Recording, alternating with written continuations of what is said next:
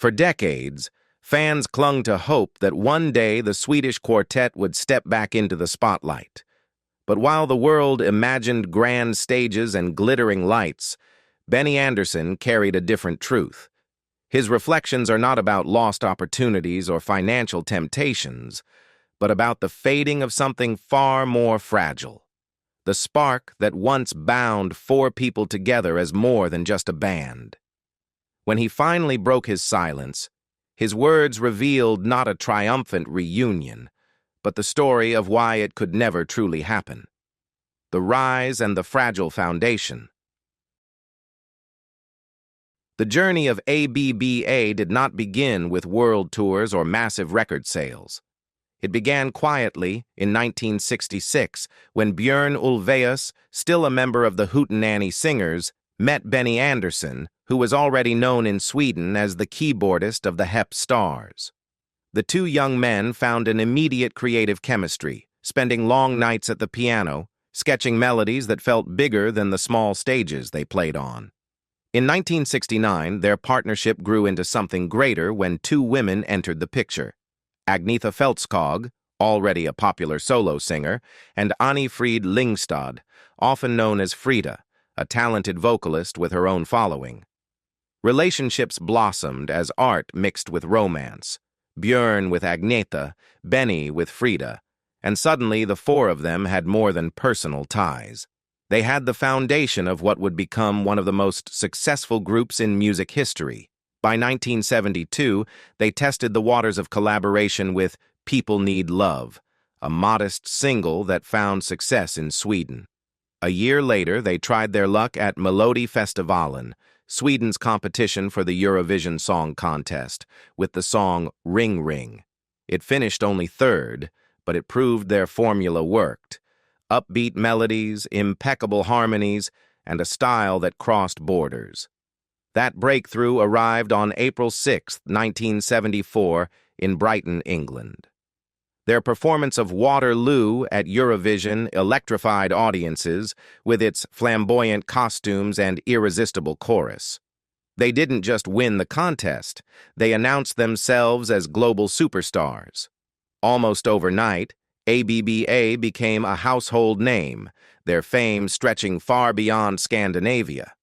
For Benny Andersson, it felt like the beginning of something limitless, but hidden in those early triumphs were fragile foundations. The band's rise was built on both music and romance, and as history would show, those two worlds do not always survive the same storms. The peak and the cracks. After the victory at Eurovision, ABBA rode a wave of unstoppable success. Between 1975 and 1977, the group released songs that defined a generation: SOS, Mamma Mia, Fernando, and most famously, Dancing Queen, which in 1976 became their first and only #1 hit in the United States. With its soaring melody and bittersweet lyrics, the song captured everything that made ABBA unique: the marriage of melancholy and joy, sadness hidden inside the glitter. Their fame spread across continents. By 1977, ABBA was selling out stadiums during their world tour and the release of ABBA. The movie offered fans an intimate glimpse behind the scenes. They had become not just a pop group, but a cultural phenomenon, their records spinning on radios in London, New York, Sydney, and Tokyo. Yet beneath the shimmering success, personal pressures were mounting. The first signs of fracture came in 1979 when Björn Ulvaeus and Agnetha Fältskog divorced. For outsiders, it seemed impossible. Two beautiful young stars who had been the face of the band's romantic image suddenly separating. And yet, the group carried on. Both Björn and Agnetha decided to put professionalism above heartbreak, a decision that astonished fans and critics alike. But privately, the strain was immense. Agnetha later admitted that singing love songs beside her former husband was emotionally taxing, forcing her to mask personal grief behind a polished performance. That same year, ABBA released Voulez-Vous, an album infused with disco rhythms that reflected the global sound of the time. It was a commercial triumph, but many of its tracks hinted at emotional distance. Then came Super Trooper in 1980, with one song that would forever be tied to their unraveling, The Winner Takes It All. Written by Björn shortly after his divorce and sung with heartbreaking intensity by Agnetha, it sounded less like fiction and more like a confession. Though Björn insisted it was not directly autobiographical, fans heard in every word the pain of a marriage falling apart. ABBA was still on top of the world in terms of sales and popularity, but inside, the cracks were spreading. The glittering empire that Benny Andersson and his bandmates had built stood taller than ever, but it was balanced on fragile foundations of broken love and private sorrow. Divorces, burnout, and the end. By the dawn of the 1980s, ABBA had achieved everything most musicians only dream about. Their albums topped charts, their tours drew massive crowds, and their songs had become woven into the cultural fabric of the world. Yet success did not shield them from the storm brewing within. What began with Björn and Agnetha's divorce in 1979 was followed by another devastating split. In 1981, Benny Andersson and Annie Fried Lyngstad ended their marriage. Two couples, once the emotional heart of ABBA, had now dissolved, leaving the group standing together professionally but fractured personally. Their music began to mirror this change. In 1980, Super Trooper delivered both light and shadow. Songs like the title track carried the bright energy of pop, but The Winner Takes It All revealed raw heartbreak.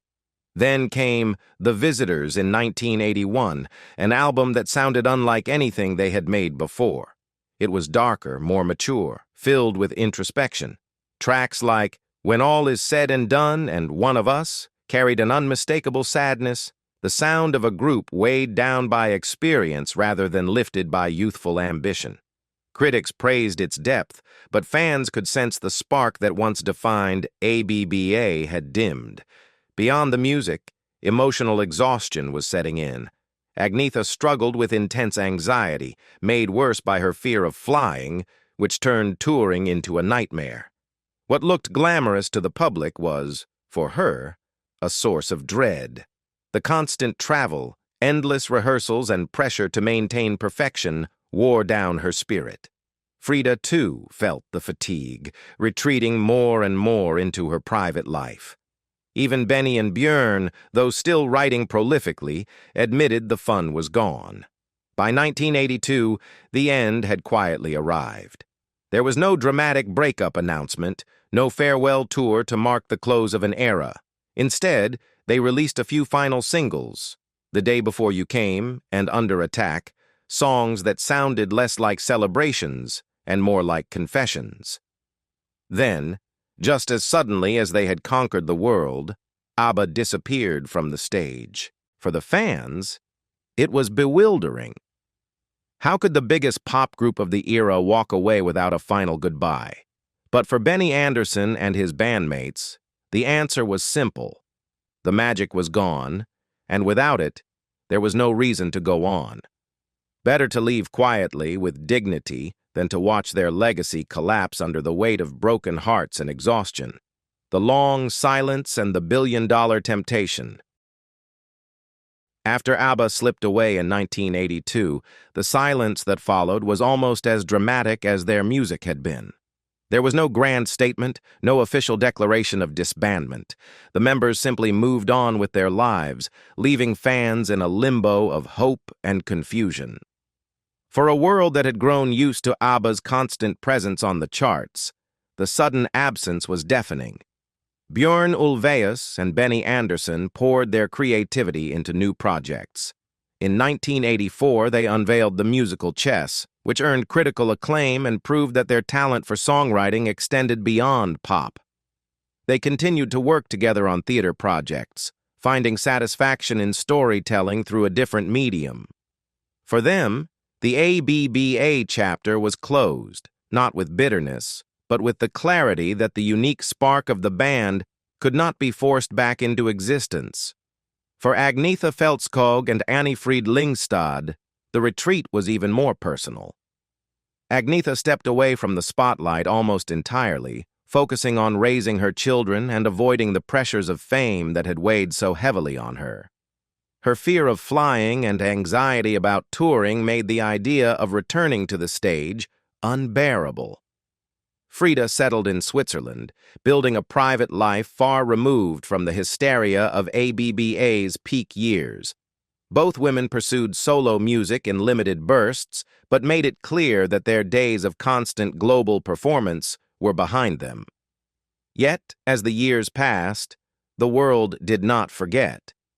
Cover bands rose in popularity, movies used ABBA's songs to captivate new generations, and the 1992 compilation ABBA Gold, Greatest Hits, became one of the best-selling albums of all time, with more than 30 million copies sold. The demand for ABBA never faded. It only grew. And with that demand came offers. The most staggering came in 2000, a reported $1 billion for a reunion tour. The deal, if accepted, would have been unprecedented, about $250 million for each member. Fans could hardly believe the reports, but the band's answer was swift and definitive. They said no. Benny Andersson would later explain that money had never been what drove them, and without the magic, the stage held no meaning. Björn clarified that the offer was never even formalized on paper, but even if it had been, everyone knew the group would not do it. Agnetha herself dismissed the idea in 2013. They wanted 250 shows or something. It was incredible. No chance. No chance. We had done it, Björn put it more bluntly, in 2008. We will never appear on stage again. There is simply no motivation to regroup. Money is not a factor, and we would like people to remember us as we were. Young, exuberant, full of energy and ambition. Rumors, distance, and the emotional wounds. As the new millennium unfolded, ABBA's absence became almost mythical. Fans around the world held on to every rumor, every whispered report of a secret meeting, every rare photograph of the four members in the same place. Tribute bands filled arenas, Mamma Mia stormed Broadway and later the cinema, and yet the original voices remained silent. The more the world celebrated their legacy, the more obvious it became that ABBA themselves had no intention of stepping back onto the stage. Behind that silence lay scars that time had not easily healed. The divorces of Björn and Agnetha in 1979 and Benny and Frida in 1981 had left emotional marks that never fully disappeared. Although they remained cordial and respectful in public, distance persisted in private. Fans noticed that Frida and Agnetha were rarely seen together with the men, fueling speculation of unresolved tensions. Whispers spread that bitterness or resentment lingered. But the truth was more complicated. Benny Andersson admitted in later interviews that there had never been explosive fights or dramatic breakups, only emotional cracks that widened as life moved forward. There was no hatred or anger, Björn told the BBC, but there was distance. We had been through so much together, and we all coped with that in different ways. It took time to rebuild our friendships. For Agnetha, who retreated to Sweden and lived quietly away from the limelight, even the thought of performing again felt overwhelming. She was known for her crippling fear of flying and the endless anxiety that came with touring. To her, the quiet life with family was a sanctuary she could not risk losing. Frida, too, embraced a private existence in Switzerland, occasionally releasing music but avoiding the relentless glare of fame. For her, ABBA felt like a chapter that had been completed, one that did not need to be reopened.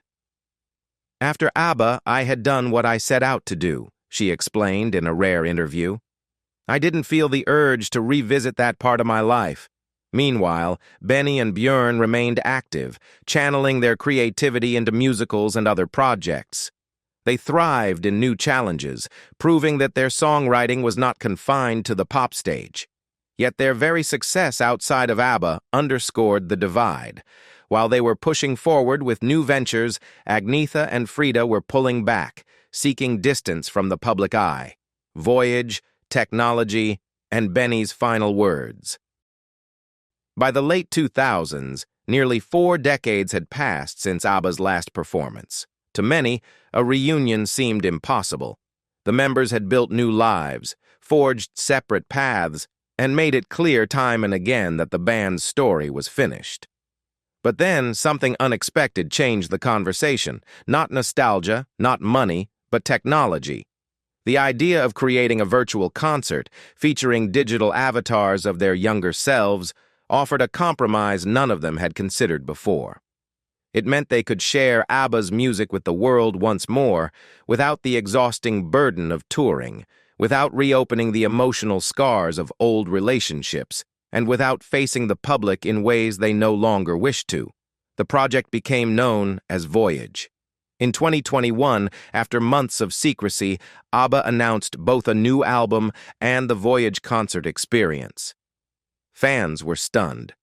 For the first time in nearly 40 years, there was fresh ABBA music, songs recorded not for the charts or the critics, but for the joy of working together again. Benny Andersson described the sessions as an experiment. At first, they weren't sure if the chemistry remained, but as soon as they stepped into the studio, the magic returned in unexpected ways. "We thought the door was long closed," Benny reflected, "but somehow it reopened, and it felt right this time." When Voyage debuted in 2022, the digital concert became a phenomenon of its own, grossing more than $100 million in 2023 alone. Audiences were moved to tears watching the avatars perform alongside a live band, as if time had been folded back to the 1970s. For Annie Frid Lyngstad, it was a dream fulfilled. "I dreamed of this for years," she told the BBC at the premiere. "We love our music. We love to sing." For fans, the Voyage project became a gift, not a return to the past, but a bridge between eras, a way to relive the joy without forcing the 4 members into something they no longer wanted.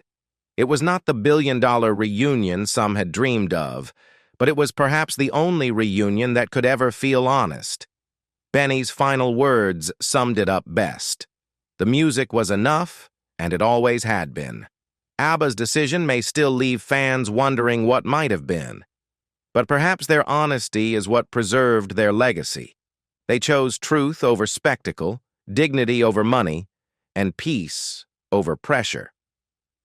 Now the question is yours. Do you think ABBA made the right choice by never stepping on stage again, or should they have given the world one final farewell in person? Share your thoughts below, and don't forget to subscribe for more stories behind the music legends.